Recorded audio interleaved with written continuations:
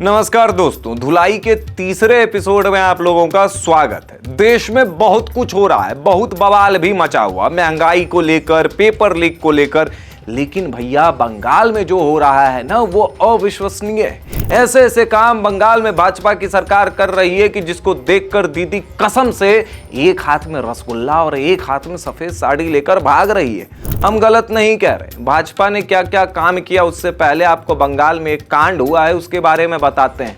जब आप उस कांड के बारे में सुनिएगा तो कहिएगा कि इसको कांड थोड़ी कहते हैं, इसको तो कर्मा कहते हैं। हुआ ये कि अभिषेक बनर्जी, ममता दीदी के भतीजे, पोस्ट पोल वायलेंस में घायल या मृत जो भी कह लें, टीएमसी कार्यकर्ताओं के घर मिलने गए थे। खैर, आप ये सोच रहे होंगे कि मैं टीएमसी के जगह बीजेपी बोलूंगा। असल में मरे तो बीजेपी वाले थे 2021 के विधानसभा चुनाव में और पंचायत चुनाव में। इस बार तो कोई पोस्ट पोल वायलेंस भी नहीं हुआ, इनफैक्ट वोटिंग के दौरान भी वायलेंस नहीं हुआ। अब भगवान मालिक हैं कि किस टीएमसी वालों से मिलने अभिषेक बनर्जी गए थे।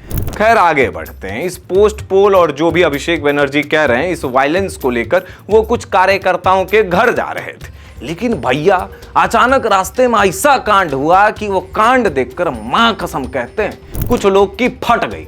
जी, आप सही समझ रहे हैं, हमारा नहीं, अभिषेक बनर्जी का फट गया। हुआ ये कि जो बंगाल की जनता पिछले 15 सालों से चुप थी, ममता बनर्जी के शासन काल में मूक दर्शक बन के थी, तो वक्त बदलते ही अभिषेक बनर्जी के ऊपर लात, घूसा और अंडा सब मारी।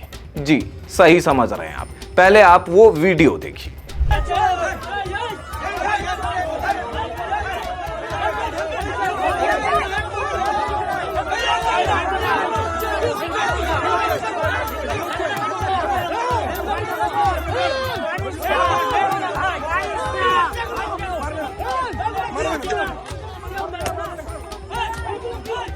वीडियो देखने के बाद जिन लोगों को बंगाली समझ में आ रही होगी वो समझ गए होंगे कि अभिषेक जी क्या कह रहे हैं। जब हम अभिषेक बनर्जी के बंगाली को डिकोड करने बैठे तो हमको ये लगा कि ये आदमी इतना मीठा क्यों बोल रहा है। फिर बाद में पता चला कि बंगाली मीठी भाषा है, इसलिए गुस्सा भी मीठापन में लगता है।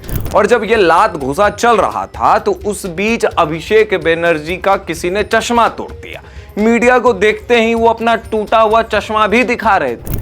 बड़े लोग हैं भाई, चश्मा भी टूटा है तो न्यूज बन जाता है, हमारा टूट जाए तो क्या ही फर्क पड़ता है। और मीडिया को देखते ही जिस तरीके से अभिषेक बनर्जी चिल्ला रहे थे कि ये सब बीजेपी के गुंडे हैं, वहीं ममता बनर्जी भी चिल्ला रही थी कि ये बीजेपी का किया हुआ है। लेकिन अभिषेक बनर्जी के इस दुर्दशा को देखने के बाद मुझे लगता है कि दीदी अब घर से नहीं निकलेंगी, घर में ही रहेंगी, क्योंकि अभिषेक बनर्जी तो वर्तमान में सांसद हैं, लेकिन दीदी आप तो भूतपूर्व मुख्यमंत्री हो गई हैं, तो जनता अब कहीं आपको ना लपेट लें। ऐसी बातें सोशल मीडिया पर चल ही रही थी कि इसी बीच अभिषेक बनर्जी के मार खाने के दूसरे दिन कल्याण बनर्जी पिट गए। वही कीत वाले कल्याण बनर्जी बेचारे जा रहे थे, किसी ने ईंटा पाथर मार दिया कपार पर और खून तो हमको दिखा ही नहीं। वीडियो वायरल था तो हम उस वीडियो के हर एक फ्रेम में चेक कर रहे थे कि खून कहाँ है भैया। पत्थर जैसे ही लगा तो वो जमीन पर लेट गए, जमीन यानी सड़क पर। सड़क गर्म होगी तो पीठ भी गर्म हो गया होगा। उसके बाद एक और फोटो वायरल होता है, ममता दीदी मिलने गई कल्याण बनर्जी से और कल्याण बनर्जी पूरे कपार पर एक पट्टी बांधे हुए। लेकिन ये दोनों घटनाएं के बाद कुछ पत्रकार, नाम नहीं लेंगे, सोशल मीडिया पर छाती पीट रहे हैं कि बहुत बुरा हुआ कल्याण बनर्जी और अभिषेक बनर्जी के साथ, ऐसा नहीं होना चाहिए था। वैसे मैं सवाल पूछना चाहता हूं कि जब विधानसभा चुनाव के दौरान साल 2021 में बीजेपी के कार्यकर्ताओं को मारा जा रहा था, मार के लटका दिया जा रहा था, तब इनको शर्म और ये नजर क्यों नहीं आ रही थी? तब क्यों नहीं ट्विटर पर लिखते थे? तब क्यों नहीं छाती पीटी जाती थी? बीजेपी बोलते थे तो बीजेपी के ऊपर आरोप लगाया जाता कि नहीं, ये सब जानबूझ के किया जा रहा है, ये बीजेपी इस इशू को राजनीतिक बना रही। लेकिन जो भी हुआ गलत हुआ, ऐसा नहीं होना चाहिए था। बीजेपी के जीतने के बाद जो बांग्लादेशी हैं वो बैग लुंगी उठाकर भाग रहे हैं। मीडिया में कह रहे हैं कि हम तो आए थे, हमें बुलाया भी गया था। एक भाई साहब तो रेट कार्ड दिखा रहे थे कि आधार कार्ड बनाने का कितना पैसा लगता है, राशन कार्ड बनाने का कितना लगता है। फिर कुछ लोग कहने लगे कि नहीं, इसमें ममता दीदी का कोई हाथ नहीं है, सही बात है, ममता दीदी का कोई हाथ नहीं है, बल्कि पूरी की पूरी ममता दीदी ही इस कांड में है। अब देखना यह होगा कि ये बांग्लादेशी जब अपने देश चले जाएंगे तो ममता दीदी को वोट कौन करेगा। जब ये सब चीजें चल रही थी तो उसी बीच सोशल मीडिया पर एक और कांड हो गया। कोचिंग के नाम पर राजनीति करने वाले, युवाओं को भटकाने वाले जो कुछ टीचर हैं, एक दो टीचर को तो मैंने पढ़ाते भी देखा है और कुछ को तो पढ़ाते भी नहीं देखा है, और एक ने तो अपने नाम में ही सब्जेक्ट ऐड कर लिया है, लेकिन अब पढ़ाते कब हैं भगवान मालिक हैं। क्योंकि मैं जब इनके वीडियोस देखता हूं तो उसमें वो मोदी को ही गाली दे रहे हैं, ऐसा लग रहा है कि मोदी ने उनका घर लूट लिया हो।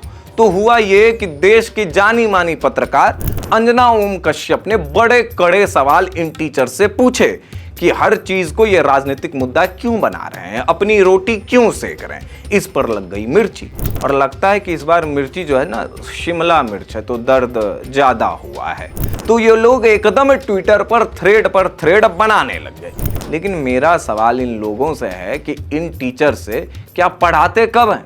देश में पेट्रोल का प्राइस बढ़ गया, इसके पीछे का रीजन इन्हें नहीं पता है, लेकिन ये पॉडकास्ट करेंगे, ये इंटरव्यू देंगे और उसमें ज्ञान ऐसे देंगे कि ससुर अभी इनको अगर प्रधानमंत्री बना दिया जाए तो 2047 में जो विश्व गुरु और आत्मनिर्भर भारत बनने का जो लक्ष्य बनाया गया है वो 45 मिनट में पूरा कर लेंगे। खैर, इस देश में कुछ भी हो सकता है। एक टीचर को टिकट दिया भी गया था, भाई साहब ने अपना जमानत बस बचवा लिया, अब इनको भी टिकट विकट मिल गया तो शायद जीत भी जाएं, कुछ अता पता तो है नहीं। लेकिन हमको इस 45 मिनट के बीच एक याद आ गया कि केरल में कांग्रेस की सरकार बनी है। जी हां, अगर आपको लग रहा होगा कि केरल में वामपंथियों की सरकार है तो वो प्रेजेंट टेंस से पास्ट टेंस में चले गए हैं। तो यहां सरकार बनी कांग्रेस की सरकार बनते ही वीडी सतीशन जी मुसलमानों के सामने नतमस्तक हो गए, एकदम लेट ही गए। मैं इसलिए कह रहा हूं क्योंकि चुनावी रैली के दौरान मुनम्बम के विवादित जमीन को लेकर यह कहा गया था कि इस विवाद को 10 मिनट में सुलझा देंगे। उन्होंने इस मुद्दे को 10 मिनट में सुलझा भी दिया, क्योंकि मुसलमानों को जमीन देने में 10 मिनट का ही समय लगा होगा। और इसके बाद एक और कांड हो गया केरल में, वंदे मातरम बजाने को लेकर। केरल विधानसभा का उद्घाटन सत्र था, गवर्नर साहब आए हुए थे, लेकिन वीडी सतीशन के दिशा निर्देश के आधार पर वंदे मातरम का फुल वर्जन ना बजाकर आधा वर्जन बजाया गया। वीडी सतीशन जी ने मीडिया में यह कहा कि ऐसा कोई प्रावधान या एक्ट नहीं है कि पूरा बजाना ही है। पी विजयन जो वामपंथी नेता हैं, पूर्व मुख्यमंत्री हैं, विपक्ष के नेता भी हैं, तो उन्होंने कहा कि यह पूरा एजेंडा आरएसएस का है। मैं उम्मीद भी कर रहा था कि आरएसएस का नाम क्यों नहीं लिया गया, क्योंकि इस देश में कुछ भी हो जाए संघ और मोदी ही सब चीज करवाता है। इन चीजों से पड़े सोशल मीडिया पर कुछ वीडियो ऐसे वायरल हुए जिनको देखने के बाद लग रहा है कि अब मर्द जाति ही नहीं हनी ट्रैप हो रहे हैं, बल्कि कुत्ते भी हनी ट्रैप हो रहे हैं, जो जाल उन पर फेंका जा रहा है। आवारा कुत्तों को पकड़ने के लिए एनिमल डिपार्टमेंट, या उसको आप म्युनिसिपल डिपार्टमेंट भी कहिए, बहुत बढ़िया तरीका निकला है। तरीका ये है कि कुछ महिलाएं या लड़कियां, युवतियां जो भी कहिए, कुत्तों को सहलाती है, प्यार करती है, और कुत्ता तो कुत्ता ही है, वो जमीन पर बैठ जाता है और पीछे से धप्पा बोल दिया जाता है, मतलब जाल फेंककर उन्हें पकड़ लिया जाता है। इस योजना को जिसने भी लागू किया है, मैं अतिशीघ्र प्रधानमंत्री नरेंद्र मोदी जी से अनुरोध करता हूं कि उन्हें भारत रत्न से सम्मानित किया जाए। और मैं भगवान का धन्यवाद करता हूं कि अच्छा हुआ कि मुझे इंसान योनि में जन्म दिया, कुत्ता योनि में देते तो काश आज मैं भी हनी ट्रैप हो जाता। इस एपिसोड में इतना ही, देखते रहिए DNI।